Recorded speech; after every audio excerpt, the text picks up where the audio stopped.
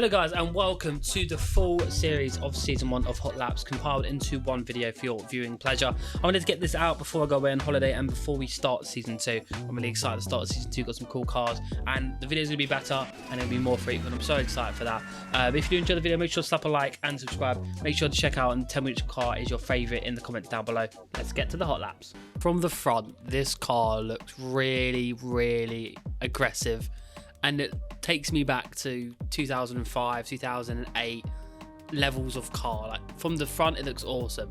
From the side to the rear, it loses quite a bit of its aggressiveness. I think that will change when the teams get the cars for the first time and they make the changes to make it look a bit more aggressive.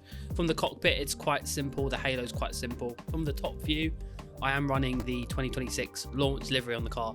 There are other skins out there at the moment for this car, but I figured for this, let's just run with this. Where it gets towards the rear, it doesn't look as good, but the front looks so good. I'm not 100% sold on those little extra bits on the sides of the front wing, but overall, I do like how this car looks, and it is probably the best an F1 car has looked for a few years. So here we are in the pit lane. We're about to head out. And first things first, just listen to this.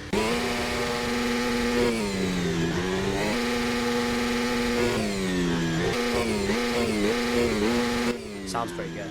So first thing to remember, this is an alpha. There's gonna be a lot of changes being made to it at the moment, but for now, we're gonna work with what we've got, and let me tell you, this thing is an absolute rocket.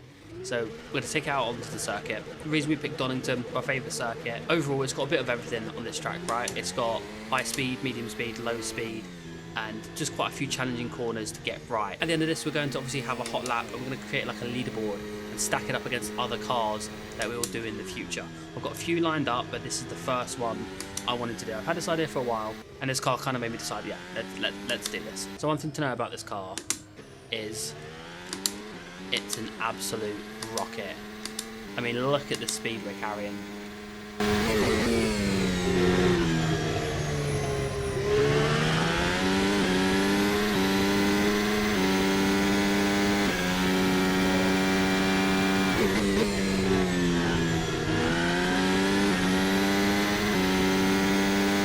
Already down this straight.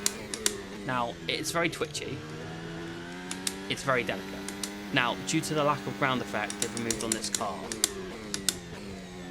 has made it very loose. Under braking, it's a bit of a disaster. Slow speed, also a little bit of a disaster. Taking away the ground effect and reducing how effective that is has made it so loose. Like, it can carry a lot of speed mid-corner, but it will just snap on you, and you won't have much to say about it, to be fair. There's a lot less grip compared, if you compare it to like the current release of F124, you can just chuck the car in. You kind of can't really do that. There's definitely a lot more understeer in this car than there was in the previous car, which makes sense, right? We're trying to make the racing a bit closer. But overall, it is fun to drive. You carry a good amount of speed, but it will bite you exactly like that. It doesn't like curbs. In fact, I would say it's probably the curb's biggest hater. It just doesn't take them well. Whether that's intentional, I'm not too sure. Whether that gets patched out or gets reduced a little bit. Because the thought of the car just spits its dummy out in such a way is mind-boggling. Depending on how harsh the curbs are, it can live with it. But if you're taking it at any kind of speed, or you're trying to mount the curb, it's just curtains. It really is. One cool thing that this mod has is it's already got the active aero, which already affects the front and the rear wing, which also reacts to the brake pedal as well, kind of similar to how DRS works. So that means going through these corners, you can hit it wherever you want. If you're not careful, this will happen.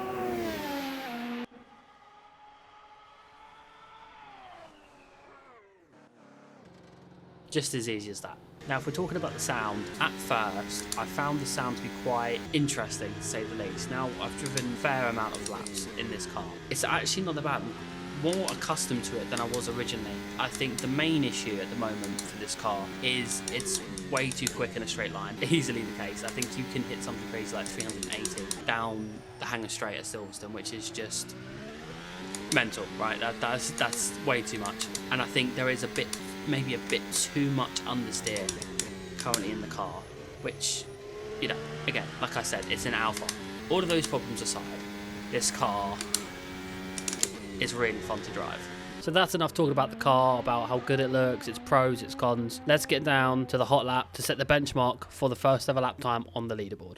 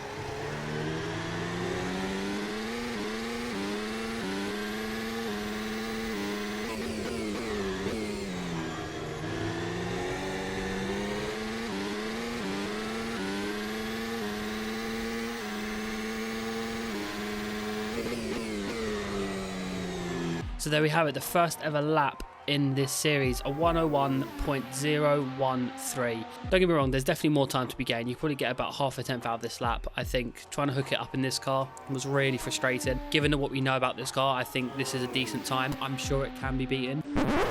So let me address the elephant in the room here. We're obviously not at Donington anymore. Now the reason for that is, on the feedback I got from the last video, it makes more sense to do it on a representative track that majority of series use, including Formula 1. So the reason I picked Austria is it's similar to Donington, sharing certain characteristics across the whole circuit, and it's also another one I've got on my wall, so that also helps. And I really like the track as well. So what I have done, you're about to see the hot lap of the 2026 F1 car go round Austria just to set the benchmark lap time. That way we're caught up, and also with only the F126 car on the leaderboard, it was really easy to be able to just transfer that over. So here is the hot lap.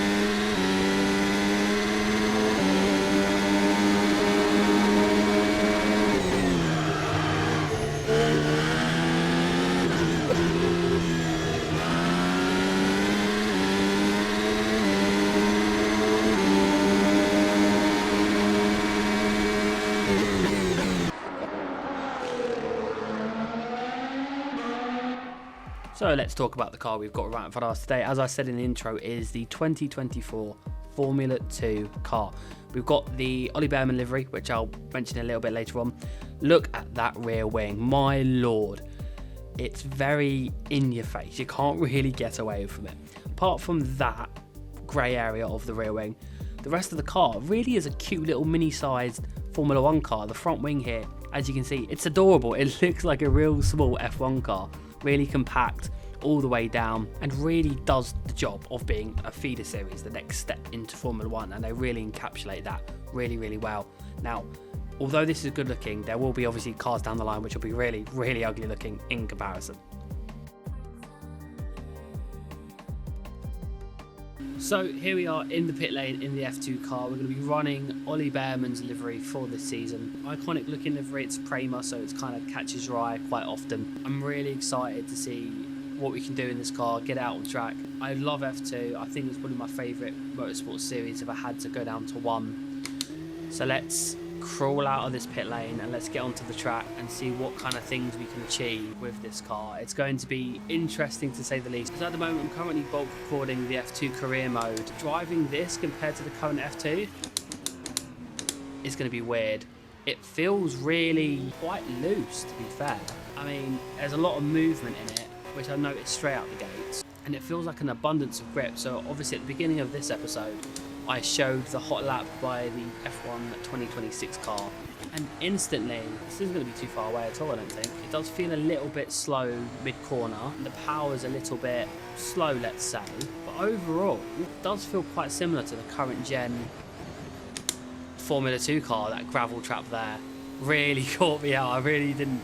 I forgot that that was even there. So this is going to be really interesting to see how we get on, because I feel like I'm not really pushing it. I'm braking quite late, so I'm super interested to see how we get on with this. I really am. There's quite a lot of steering lock available, which is nice. There we go, we got the slide. I'm trying to find where the edge is with this and see how far we can push this car.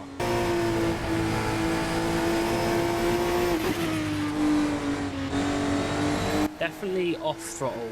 It's definitely a little bit loose, which is quite nice. Representative of what an F1 car would be, and should be very similar to the 2026 car. That was quite loose. Mounted the curb or the exit. What I did notice, I've recently come back from Silverstone, the sound of the F2 car in real life has been dulled down quite a lot, which is a massive shame, because they sounded amazing on the upshifts out of club. The past few years they've sounded amazing. This year they didn't sound that great, and I think you can kind of get that from how this car sounds, where it sounds just a little bit dulled out, a little bit almost drowsy, I want to say.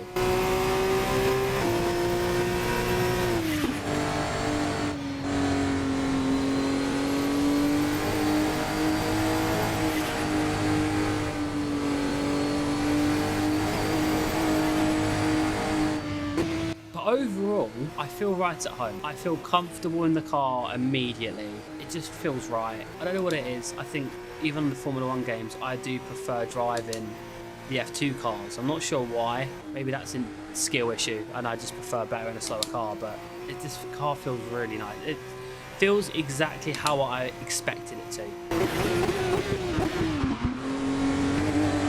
But it's got a lot of grip on the rear. Like, trying to break traction isn't easy. Like, it's got a bit too much grip perhaps. It's not quite got that little punch. That is probably one of the positives to this newer gen Formula 2 car. Definitely under braking, that's where the car can definitely overtake me. This is a lot more manageable, a lot more comfortable.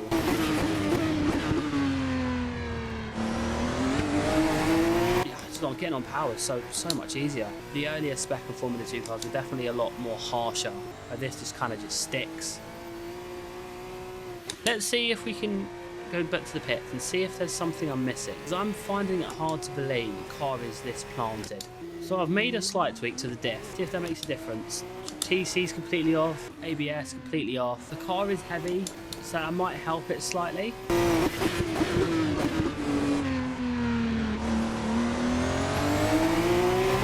And almost immediately I can already tell you how the car is actually just crazy good. Part of me's a little bit disappointed. I would have liked it to have that kind of kick where you're kind of just teetering on the edge of traction all the time, but I feel quite self-contained and drive at a decent pace without having to worry about whoa, as he says that. Let's do a practice start and see if there's any real kick that we can do with the car.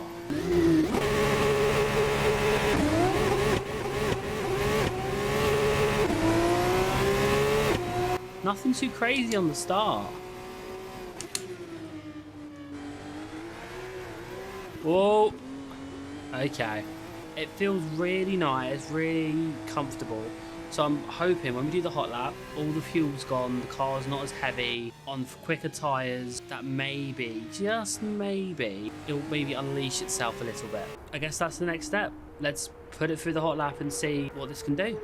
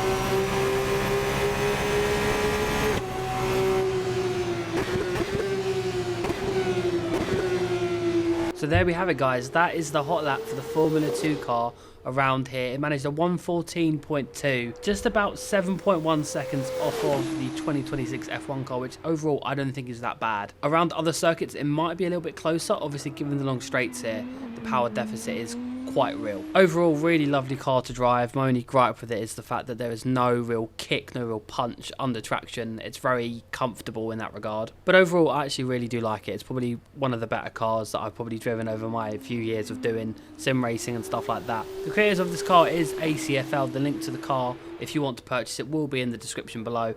There's a few people who have made the entire 2024 F2 grid, and they've done a really good job getting everyone out there, and so quickly as well.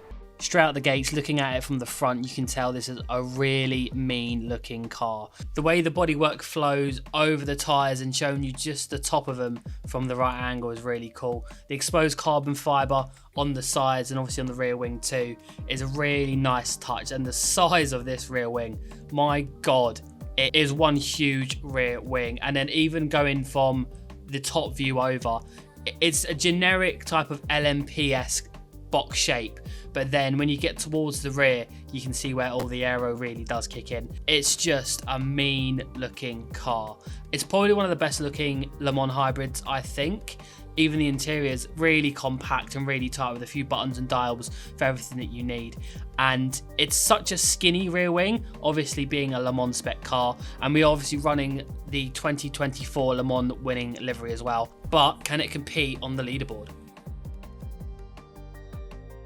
So in the car, I really don't know what to expect from this. I've never driven this car or the new spec of Le Mans hybrids. I'm a bit nervous, to say the least. I don't know how aggressive it's going to be, if it's going to be a disaster for me to be able to drive it or whatever. I guess without any further ado, I suppose let's make our way out to the track and kind of see. Throughout the gate, sounds pretty good. Listen to this.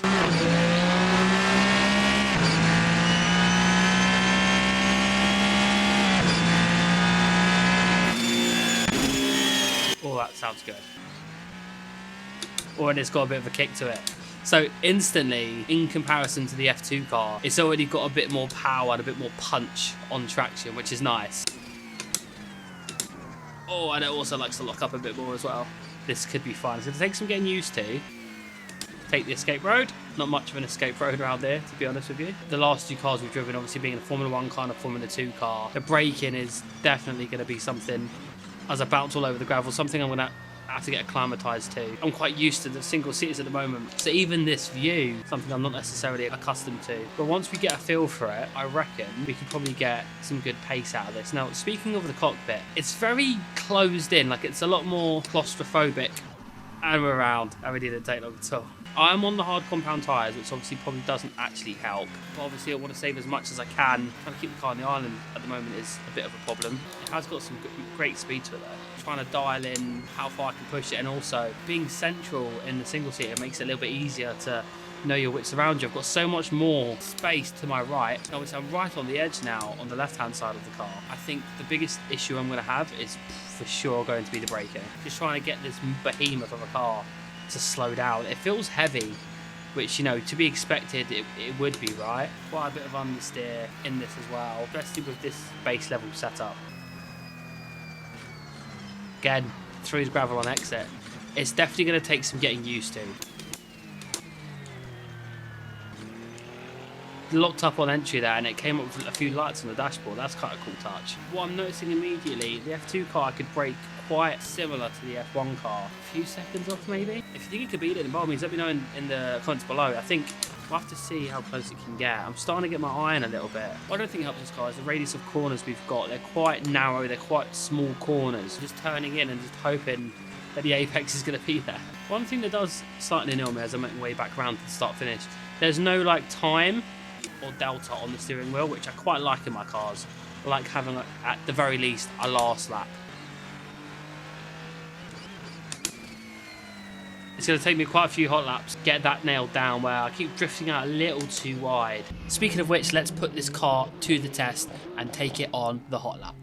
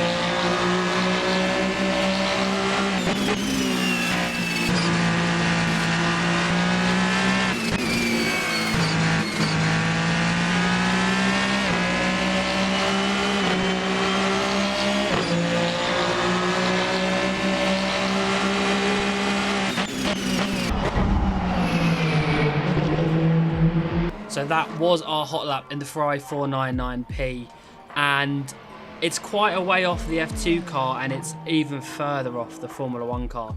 It's about 4.1 off of the Formula 2 car, and I did so many laps in this car, I just could not get it nailed. I think the theoretical was an 18.1, so like quite a massive drop. And the car was just really inconsistent, especially through, you know, the high-speed corners. It was always wanting to understeer out wide, and you know, it was a relatively good lap that we've got on the leaderboard, but I left really annoyed. I was not content. I think I did about 30 laps. We slowly got the lap time down, but I just couldn't put together that perfect lap. So straight out of the gates, you'll see how aggressive and how mean this car looks. The grille at the front is absolutely humongous, and it looks really aggressive. Same with the sides and the rear. The diffuser makes it look so mean. And also, shout out to the livery for Mad Panda Motorsport. It's not the exact one I wanted to use, but at the same time, it's such a cool livery. It's just nothing but pandas all over the majority of the car, and who doesn't love some pandas, right? So this car is the Evo of the original Mercedes AMG GT3. This is the more modernised one, which, to be fair, is due another upgrade, to be honest. But it looks so good. The livery really brings it together, and it's probably one of the best looking GT3 cars on the grid, hands down. And you know what? It's actually got a relatively cool interior, but let's see what we can do on track with it. So we're in the car in the pit lane, and this thing is an animal. Listen to the sound of this bad boy.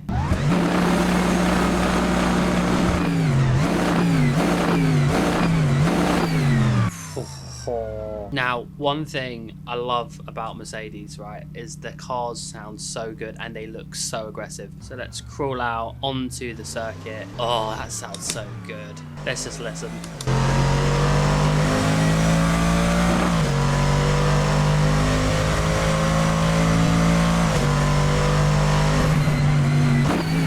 In comparison to the last car that we did was the Ferrari 499P. This will comfortably be the slowest car we'll have done around this track. However, as we build out the catalogue of different cars, GT3s, GT4s, etc., this will be up there for sure, being the Evo as well.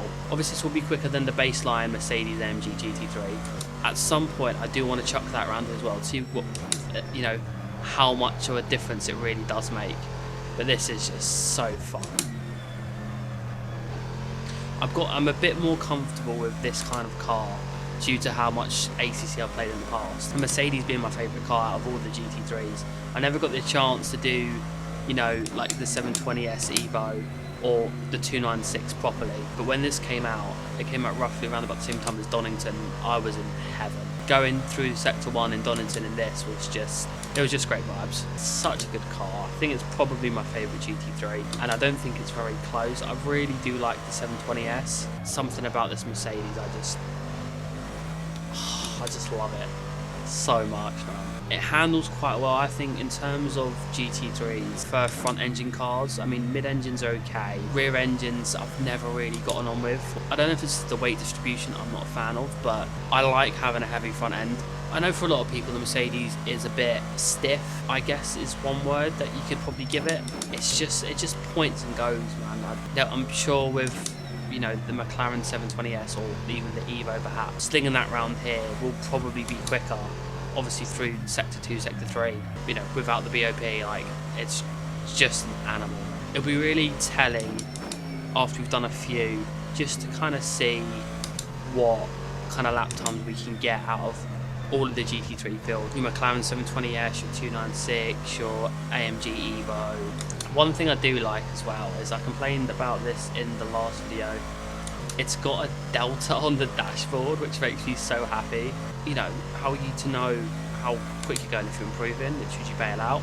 When I record the hot laps, I've got my own custom delta, but it's nice that this is the first one we've used, I think. I don't think the 2026 car had it, or the F2 car had it, so that is nice. Chasing lap time is a little bit easier with a delta, but obviously at the same time it can obviously ruin any confidence or any how you're feeling about a lap. You might think it's really quick, and then as simple as that, either go through the gravel on the penultimate corner. Enough for me talking about how much I love this car. Let's get it into a hot lap and see what kind of time we can set on the leaderboard and set a leading lap time for a GT3 car.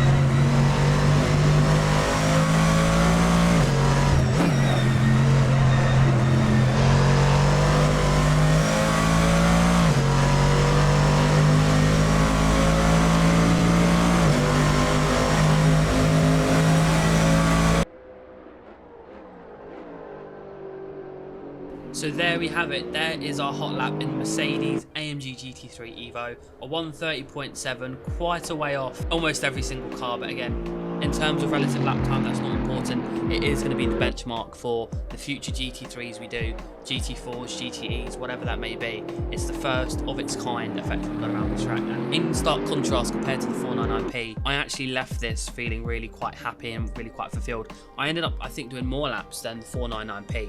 Just because I enjoyed it so much, and there was a little bit of lap time that I really wanted to get, and I think the theoretical best lap time I could have got out of this was about a 10th as opposed to the last video. I was really happy with this, obviously really enjoyed this car naturally.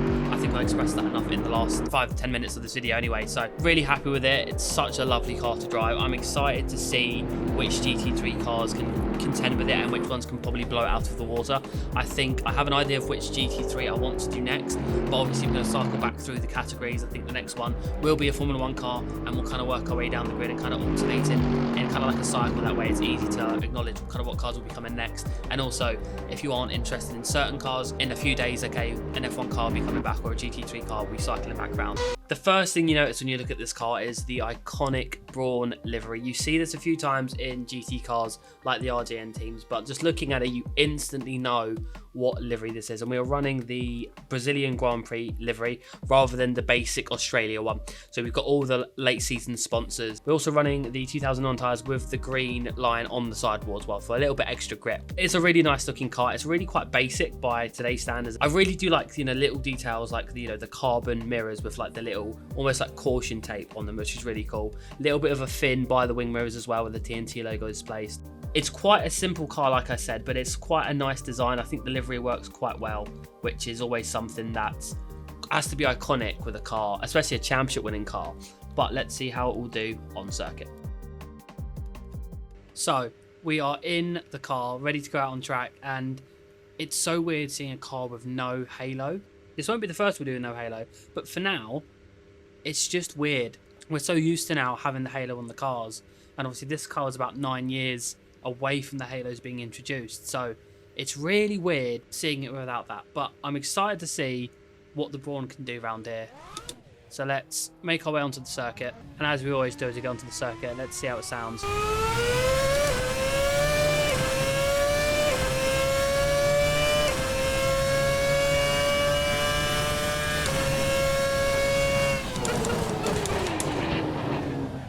Oh, those brakes are going to be great.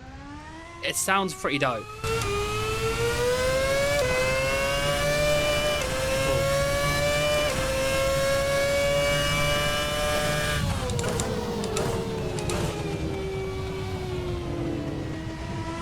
It's quite nice hearing a V8 in a Formula 1 car. You know, it's been so long since we've had a V8. It's been almost 10 years come the end of the season. You can't beat them. When we get to like a V10, that'll be good. A V12 is going to sound unreal. Regarding the tyres as well, I'm hoping the tyres will be a little bit grippier given the compound we're running. Initially, it's quite pointy. The issue is going to be the brakes. I always complain with every car about the brakes being the issue.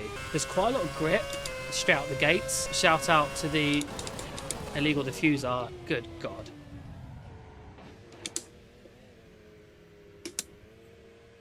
And we're beached. We're beached in the gravel. Love that. Well, I suppose it's the first time for everything, right? So we're just going to carry on pretending like that never happened. It's going to be so tricky to navigate the brakes. There's a little bit of give in most cars, but you squeeze the brake in this and then, yeah, you're instantly locking up. This car overall, what a one-season wonder. Like, the definition of that word. Granted, obviously, they weren't around to, you know, let's defend their title, but, I mean, given how close Red Bull caught up to them in the final stages of the season, it really does go to show, with the regulations, how on the ball you've got to be.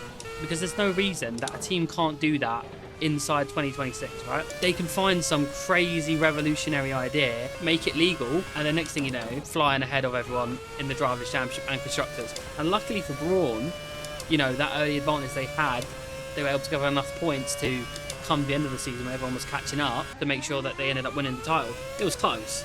It was really close in the end, but at the same time, the lead they got was just insurmountable for Red Bull to really do anything. But it's crazy to think that this could have been what Honda would have had. You know, Honda's one and only world championship as an actual team rather than, you know, the subsidiary that they are to Red Bull at the moment. The whole contract fiasco with Button, you know, Button's only world championship, I don't think he deserved more. I don't think he had the pace to necessarily fight for more. So it's nice. Oh, safety. It's nice that he did manage to get one at least. I got a feel for Rubens Barrichello. I mean, he's always number 2 everywhere he went his entire career. Everyone knows of the Brawn GP car, knows it won the world championship in its only attempt. Comes out every now and again at like shows. It's usually at Goodwood quite often. Jensen obviously still runs it. They've obviously kept the livery as is from Brazil, which is nice because obviously some teams, ergo Ferrari, Alpine, he'll take really old cars, classic cars you could say, who've done really well, and then they just slap the modern livery on. It's quite rare that you'll see teams keep the car in their bespoke livery. I think McLaren are pretty good with that. Red Bull also, the most recent Goodwood, obviously they had their anniversary and obviously you had all of them in their original spec liveries. But it's just a nice car to drive. It's going to be an interesting, as we know, we go through the years, where would this car stack up against, you know, a car a few years later than a car, you know, 2007, 2008. What's the benchmark going to be between those two guys? Is this car really going to be as quick as, you know, in theory it should be? We'll just have to say it's going to take me quite a lot of laps to get this car around the track. Just a cool car overall. It's such an iconic looking livery as well. Like, if you see the RJ and GT cars, you'll instantly recognise that you can see the resemblance between that and the Brawn livery. Enough of talking about this car. I'm excited to see where it's going to stack up on the leaderboard. I've got relatively high hopes for it. I want to see if I can get any more time out of it.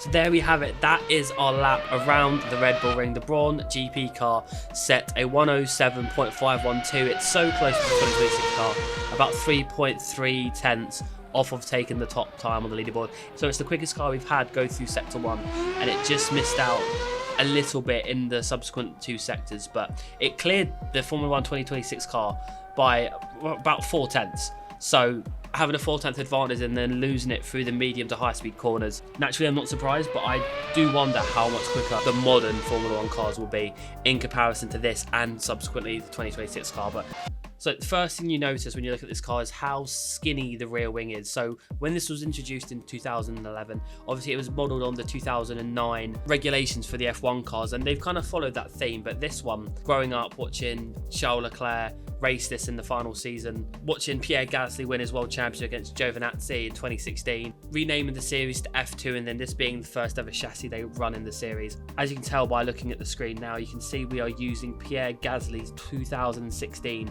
championship winning livery, and obviously this is a Prema livery. This was their first ever year in GP2 / Formula 2. It's just a cool car. It's very bare bones compared to what we have now. I'm super interested to see how close this is to the current Formula 2 car, but let's take it to track.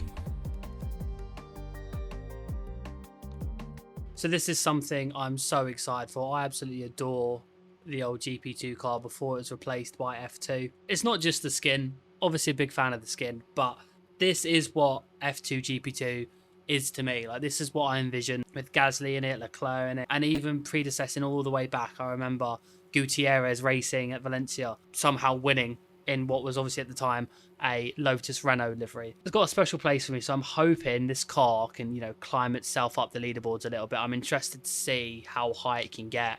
Let's climb our way out, and then we can give the sound of the car a little go. I can already tell it's going to sound unreal.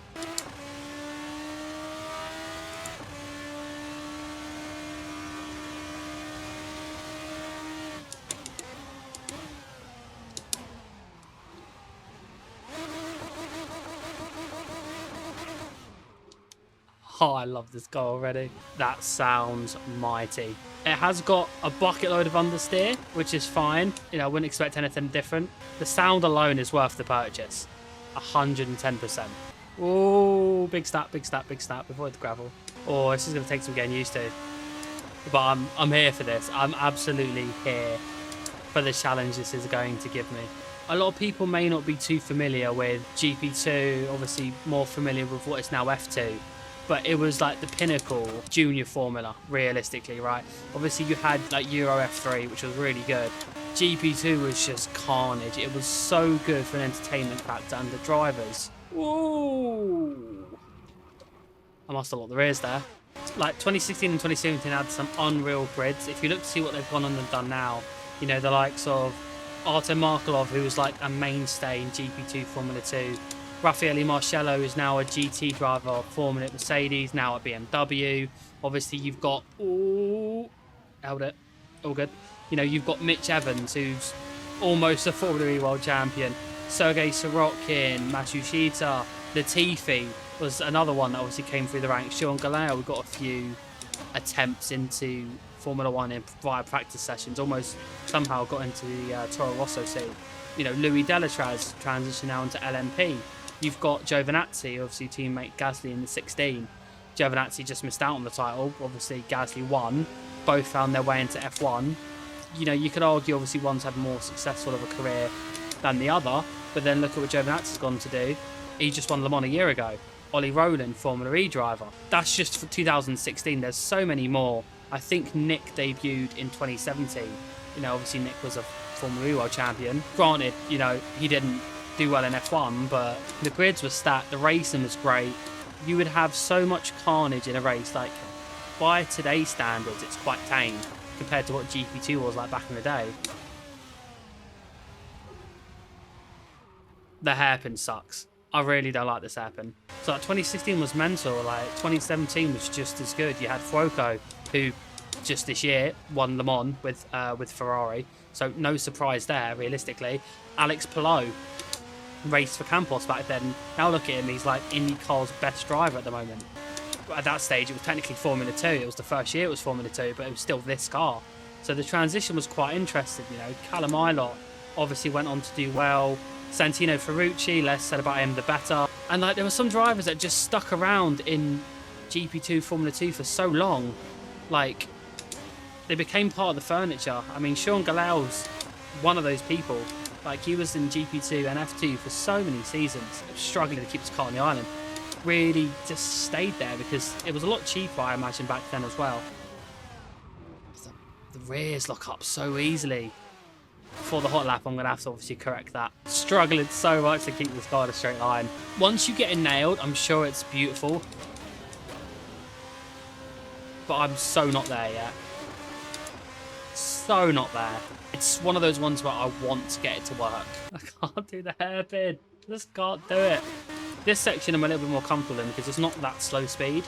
Getting it pointed in. Like, it's quite pointy on the front end at medium speed, let's say. There's nothing high speed about this car around that section. We survived the final corner. So that's good. We're making slow progress. It's just a hairpin. Turn one's fine. Touch the sausage curb a little bit. It's just up here. Fair play to Charles and Pierre. Been in the last two champions. But regardless of the difficulties I'm having, it's still quite fun. It's like a very small operating window that I've got to work in to kind of maximise what I've got quite a small window that I'm operating in where I'm just about on the edge of grip apart from everywhere else. Mid corners has actually got quite a bit more grip than I expected to. It's definitely going to struggle with straight line speed. I reckon it will hold its own. Realistically, I'm expecting it to be off the current F2 car by a fair bit, but when I bang my head against the steering wheel trying to get this car to do what I want it to do, let's cut ahead to the hot lap.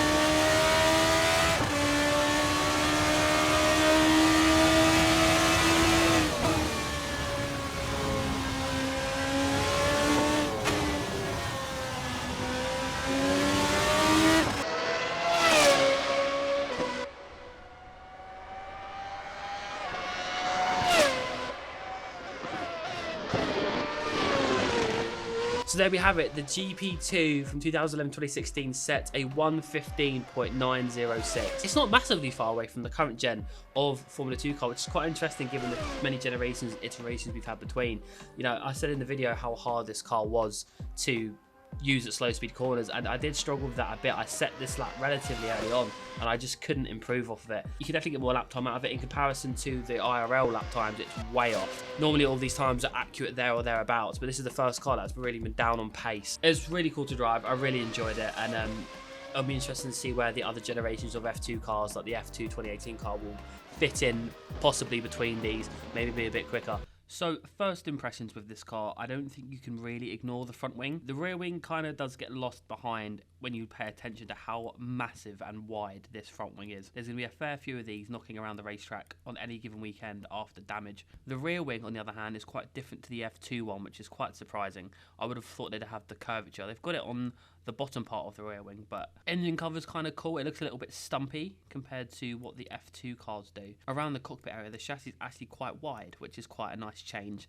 Aside from that, the tyres are quite narrow at the front, very similar to an old GP3 car, so that's quite a nice throwback. The addition of the new steering wheel is pretty cool, and I'm quite interested to see what IRL liveries will look like on this car. An F2 car in 24, an F3 car 25, and an F1 car in 26. It's a bit all over the place, but nonetheless, we are here to test this car out, see what we can do and put it around our circuit. But first of all,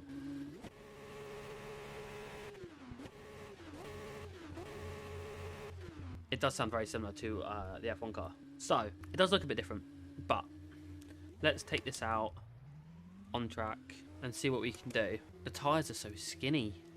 That's the first thing I noticed. I mean, it does look a little bit wide, like from the onboard perspective. Yeah, the fact that it's giving like old GP3 vibes with how skinny the tyres are. A little bit of understeer.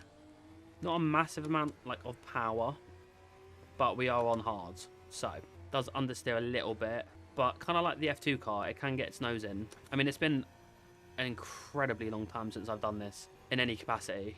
Still only got 6 gears.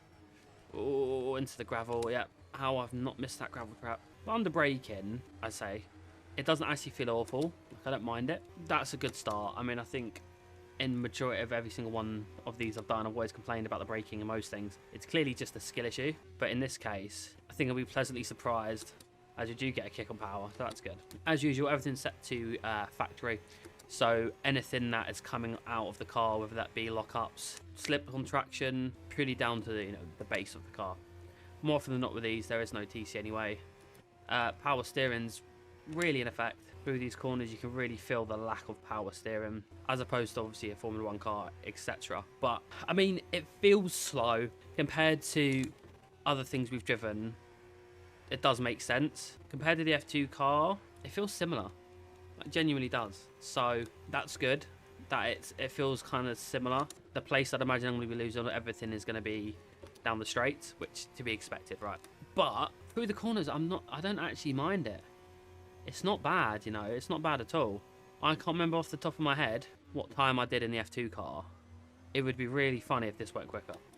It would be so funny if this went quicker. It genuinely would be hilarious. Oh, like, it's quite easy to find the limit of grip in this. I mean, in terms of F3 in general, I can already tell this isn't going to be my favourite F3 car. I think the current gen of F3, I am a big fan of. So this isn't really going to touch it, I don't think. I mean, I think it's easier to drive. Like, it's tricky. Oh, it's a bit overdone. It does feel good. It just feels really easy to drive. Like, cockpit's an interesting one as well. Like, the new type of wheel is kind of cool. Lock the rears up a little bit. Yeah, the new wheel's kind of cool. The little dial in the middle's a bit weird. But in terms of, you know, peripheral and view, it's not too bad. Again, it's a lot more Formula 1 now, which I think is what everyone wants. But there's one thing I can imagine you can see is missing, and that's a delta. I like a delta. I, in fact, love a delta. And there isn't one, so that sucks. But we've got obviously fuel, best lap time, water temperature, just in case you ever need that in an F3 car. Trying to push that a little bit too much. But overall, it does feel pretty fun. I think for me, let's base off the assumption that it's going to be quite a way off the F2 car. I'm curious to know if it's going to get close to the Ferrari Hypercar. That's something I'm intrigued about, because if it is, then damn. But the more I drive it, the slower it feels in the straights, right? So that will probably be the one thing that will really hinder it in the interim. But aside from that, I reckon we'll be fine. Like, I don't think this will be too hard to get a car. I don't think it'll be too hard to get a lap around the track in this, just because it feels quite comfortable. You can like push things quite well, and I mean, yeah, the fact I'm feeling comfortable on hard as well. Do you know what I mean? So, but that's enough of that. How about we set up and do a hot lap?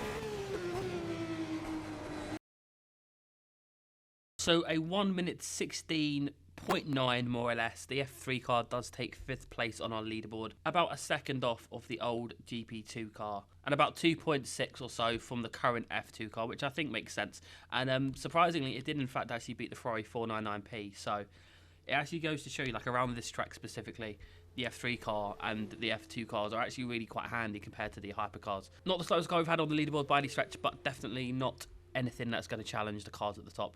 So looking at the Alpine head-on, it's quite cool. It really reminds me of like an old Toyota. The way they've kind of designed it from the side as well also gives it like a generic LMP1 kind of look. Just a quick mention on the livery. The livery is really, really cool. I mean, Alpine, they don't miss with liveries realistically. One thing that I am a big fan of is the brake lights, how they're in the shape of the Alpine logo, which is a very nice touch. And generally, it's kind of a bog standard. This is kind of what I envision a Le Mans hypercar to look like. Nothing too out of this world, and quite a generic one, which ultimately, you know, is kind of what they went for, and is probably the reason why it is struggling with a lack of pace in real life. But nonetheless, it's very on brand for us, and I do like the Alpine car. So we're in the car, we're in this beautiful looking Alpine, and let's do, as we always do, a little engine sound check.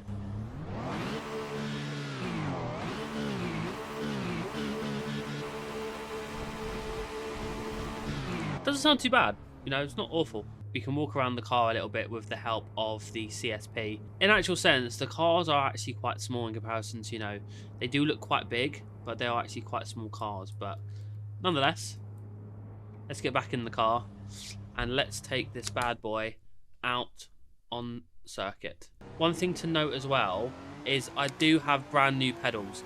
So during the last episode, we had an issue where my throttle was never either fully on or fully off. So we had to make do with what I've got on my rim. We've got obviously 2 clutch paddles, which are synced up to accelerator and brake. So I'm hoping now we won't have any issues. It's going to take a little bit of getting used to the brake pedal as well, because it's really stiff. It's a load cell compared to what I had before, which wasn't a load cell. So that'll be quite an interesting one. But if it's anything like the Ferrari, it's going to be a massive pain to get this car working how I want without locking up like so. In the gravel we go. So that is going to be tricky, but I'm confident after a little bit of time we'll be able to do it. I reckon it would probably be harder in a single seater more than anything. I kind of have an idea of where this car will be on the leaderboard based off of, you know, how well the Ferrari did.